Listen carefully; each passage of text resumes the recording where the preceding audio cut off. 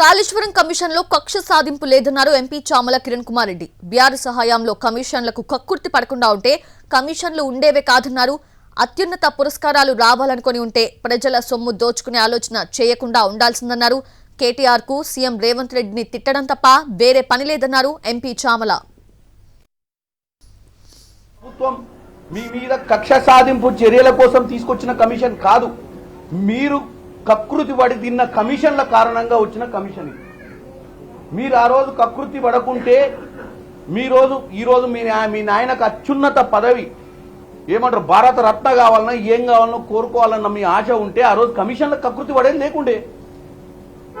బంగారు తెలంగాణ చేయాలన్న దిశగా మీరు ఆలోచించుంటే ఇలా ఈ దౌర్భాగ్య పరిస్థితి ఎందుకు వచ్చేది?